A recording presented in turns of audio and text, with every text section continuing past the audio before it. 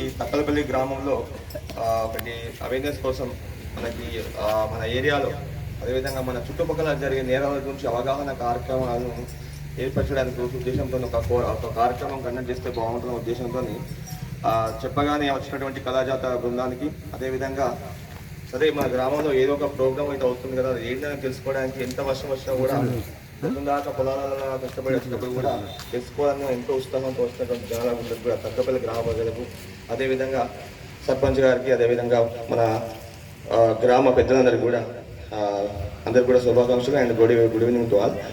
ఏం లేదండి, మనకు ఏ కళాజాత ప్రోగ్రామ్ ఇదన్నా మా డిపార్ట్మెంట్ వాళ్ళే, వేరే వాళ్ళు ఎవరు కాదు, మా పోలీసు వాళ్ళే. దీంట్లో కొంతమంది కళాకారులను సెలెక్ట్ చేసేసి మనకు చుట్టుపక్కల అంటే మన సమాజంలో ఎటువంటి నేరాలు జరుగుతున్నాయి, జరగకుండా మనం తీసుకోవాల్సినటువంటి జాగ్రత్తలు ఏంటి, జరగకముందు మనం చేసుకుంటే తర్వాత మనం దాని నుంచి ఏ విధంగా మనం సేఫ్ చేసుకోగలుగుతాం మన జీవితాలు కానీ ఏదైనా కానీ తెలియడానికి ఒక ఉద్దేశంలో వాళ్ళ ద్వారా మాటల ద్వారా అదేవిధంగా పాటల ద్వారా అదేవిధంగా నాటకాల ద్వారా మీకు చెప్పినట్టయితే మీకు అది మీ మెసేజ్ అనేది మీరు రిసీవ్ చేసుకుని అటువంటి నేరాలు జరగకుండా మనం కాపాడుకోవాలని చెప్పే ఉద్దేశంతో ఈ ప్రోగ్రామ్ అనేది మనం కండక్ట్ చేయడం జరిగింది. ఇది మన గౌరవ సిపి గారు మా రామగుండం కమిషనర్ యొక్క ఆదేశాల మేరకు మా డీసీపీ మేడం అదేవిధంగా ఏసీపీ సార్ వాళ్ళు మా సిఏ సార్ వాళ్ళందరూ కూడా చెప్పినట్టయితే సరే ఇట్లా ఈ తక్కలపల్లి గ్రామ పంచాయతీ పెద్ద గ్రామ పంచాయతీలో స్టిక్ నుంచి స్టార్ట్ చేద్దాం అనగానే సరే ఓకే అని చెప్పగానే ఈ మనం లాస్ట్ టైం అనుకున్నాము అందుకోసంగా వర్షం అప్పుడు కూడా పడింది. సో అందుకోసం మనం ఇప్పుడు కూడా వర్షం పడినప్పటికీ ప్రోగ్రామ్ చేద్దామన్నా మీ సర్పంచ్ గారు కానీ ఎవరైనా కానీ దీనికి సపోర్ట్ చేయడం జరిగింది. దానికి నాకు ప్రత్యేక ధన్యవాదాలు తెలుపుకుంటున్నాను. ఏంది మెయిన్గా అంటే మీకు తెలిసింది కాదు, రీసెంట్గా మనకి ఒకప్పుడు మూఢనమ్మకాలు అనేవి ఉండేవి, అవి చాలా తగ్గినాయి.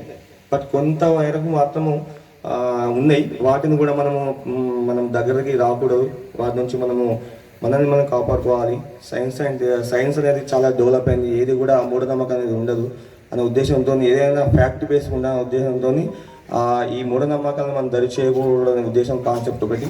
అదేవిధంగా ఈ మధ్య కాలంలో జరిగే నేరాలు ఏంటి, సైబర్ క్రైమ్స్. అంటే మన అకౌంట్లో ఉన్నటువంటి డబ్బులు మనకు తెలియకుండానే మనం లాస్ అవుతున్న సందర్భాలు ఉన్నాయి. అది చాలా కూడా పోలీస్ స్టేషన్కి మాకు కంప్లైంట్ కూడా రావడం జరుగుతుంది. సార్ ఇట్లా నా డబ్బులు నాకు తెలియకుండానే వెళ్ళినాయి సార్, నేనేం చేయలేదు సార్ అని చెప్పేసి వస్తున్నారు. ఇప్పుడు మనం రైతులు ఉంటారు, వాళ్ళకి చదువుకునే వాళ్ళు ఉంటారు, ఫోన్లలో మెసేజ్లు రావడము మన లింక్స్ రావడం వల్ల అవి ఓపెన్ చేస్తారు తెలియకుండా, వాళ్ళకి ఏందని తెలియదు కాబట్టి దాన్ని క్లిక్ చేయగానే వాడు సైబర్ మోసగాడు ఏం చేస్తాడు, మన డేటా అంతా మనం హ్యాక్ చేసుకొని మన అకౌంట్లో ఉన్నటువంటి అమౌంట్ మొత్తం కూడా తీసుకోవడం జరుగుతుంది. దాన్ని మనం సైబర్ మోసాలు అంటారు. కాబట్టి ఏ బ్యాంకు కూడా మీకు ఫోన్ చేసి మీ యొక్క డేటా అంటే మీ అకౌంట్ డీటెయిల్స్ కానీ ఓటీపీ కానీ ఏది కూడా అడగదు. గుర్తుపెట్టుకోండి, ఏదైనా బ్యాంకు నుంచి ఫోన్ వచ్చిందంటే అది దొంగ కాలం అంటే అట్లా అనుకోవాలి. ఫోన్ కట్ చేయాలి, కట్ చేసి మీకు దాని నాలెడ్జ్ ఉంటే దాన్ని బ్లాక్లో పెట్టుకోవాలి. ఇదే మనం చేసినటువంటి ప్రివెన్షన్. అంటే మనం నేరం జరగకుండా మనం నిరోధించుకుంటున్నాం. మనం అదేవిధంగా అతను మాట్లాడి ఏదో వాటి చెప్పిన మెసేజ్కు మనం మళ్ళీ టైప్ చేసి మన ఓటీపీ చెప్తే మన ఇచ్చి మనం మోసం చేసుకున్న వాళ్ళు అవుతాం. కాబట్టి ఏ బ్యాంకు కూడా ఫోన్ చేసేసి డీటెయిల్స్ చెప్పండి, ఏ బ్యాంకు అడగదు. మీకు అప్పటికి డౌట్ వచ్చినట్టు ఏం చేయాలా, ఆ బ్యాంకుకి వెళ్ళి నెక్స్ట్ డే మీరు ఇట్లా ఫోన్ అయితే వేసిన సార్ అని అడిగితే వాళ్ళు చెప్తారు మీకు క్లారిటీ. ఓకేనా? ఎవరు కూడా తమ యొక్క అకౌంట్ డీటెయిల్స్ ఎవరికి కూడా షేర్ చేసుకోవద్దు, ఎవరు కూడా చెప్పదు, ఫస్ట్ థింగ్. ఓకేనా?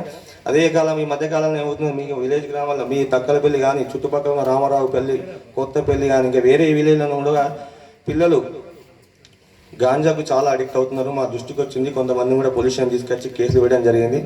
మేము మా తరపు నుంచి ఎంత చేసినప్పటికీ నేను అబ్జర్వేషన్ ఏంటంటే మీ శ్రద్ధ లేవడం వల్ల పిల్లల మీద మీ శ్రద్ధ అనేది లేదు. వాడు ఏం చేస్తుండే ఏందనేది అసలుకి చేస్తలేడు, మీ పనుల్లో మీరు బిజీ అయిపోతుంటారు. మీరు ఎంత కష్టపడా ఎంత సంపాదించినా మీ పిల్లల కోసమే, అది మీరు మర్చిపోతారు. వాళ్ళు ఒకటి గుర్తుపెట్టుకోండి, వాడు మీ చేయి దాటిపోయిన తర్వాత మీకు తెలుసుకున్న తర్వాత మీరు చెప్తే మళ్ళీ మీ చేయిలోకి రాడు. ఓకేనా? అది మీకు మీ ఊరు నుంచే ఒక కేసు వచ్చింది, నాకు నేను పేరు డిస్క్లోజ్ చేయదలుచుకోలేదు. ఇంతకుముందు నాకు వచ్చింది, వస్తే నేను చెప్పిన ఇట్లా అయితే అని చెప్పిన, కొట్టినా వాళ్ళ తండ్రిని పిలిపించేసి కౌన్సిలింగ్ చేసి పంపిస్తే సరే సార్ అటు పంపిస్తా ఇటు పంపిస్తా అని చెప్పడం జరిగింది. మళ్ళీ 4 రోజుల కింద మళ్ళీ దొరికిండు. మీకు తెలిసిందో తెలియదో నాకు తెలియదు కానీ చూడండి, అట్లా మళ్ళీ వాళ్ళ ఫాదర్ని పిలిపించిన ఏంది కథ అని చెప్పంటే సార్ అటు పోతా అన్నాడు సార్ ఇటు పోతా అన్నాడు అని చెప్పేసి అంటున్నాడు. డబ్బులు అడిగితే ఇచ్చిన సార్ అంటున్నాడు. ఎవడు మన జీవితాన్ని నాశనం చేస్తున్నారు?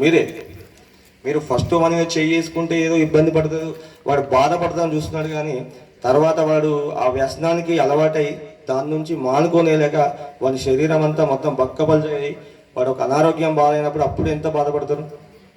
కాబట్టి ముందే వాడు అటువంటి దానికి అడిక్ట్ కావడానికి ముందే వాడిని కొంచెం 2 దెబ్బలు వేసిన మంచిగా మానిపియండి. లేదు మీతో అయితే అంటే పోలీస్ స్టేషన్కి చెప్పండి, నేను నా తరఫున ఎంతైతే అంతే చేస్తాను. అంతే తప్ప అని వాడిని పట్టించుకోకుండా సర్లే అని చెప్పేసి ఏదో బాధపడుతుందని చెప్పేసి వాడు అడిగినప్పుడు డబ్బులు ఇవ్వడం, వాడు ఎటు పోతుందో చూసుకోకపోవడం, పొద్దున పోతే సాయంత్రం వరకు వస్తున్న 2 days వరకు. మొన్న ఒకళ్ళు పిలిపించేస్తే పోలీస్ స్టేషన్లో 2 రోజులు ఉన్నాడు, వాళ్ళ తండ్రి కనీసం పోలీస్ స్టేషన్ కూడా రాలేదు. అంటే చూడండి, ఇంట్లో నుంచి కొడుకు పోయి 2 రోజులు అయినా కూడా వాళ్ళు ఎటు పోయి ఏదైనా ధ్యాస లేకుండా ఉన్నారు. పోలీస్ స్టేషన్ తీసుకొచ్చి 4 వ్యక్తులు తీసుకొచ్చిన ఇప్పటికీ వాళ్ళ పేరెంట్స్ రాలేదు. మళ్ళీ నెక్స్ట్ డే ఒకసారి నేను పోతే అప్పుడు పోలీస్ స్టేషన్కి వచ్చిన విషయం వాళ్ళకి తెలిసింది. చూడండి ఎంత పిల్లల మీద తల్లిదండ్రుల శ్రద్ధ అనేది ఏ రూపంగా ఉన్నది తెలిసిపోతుంది. ఒకప్పుడు మన పాత సాయంత్రం కూడా పోతే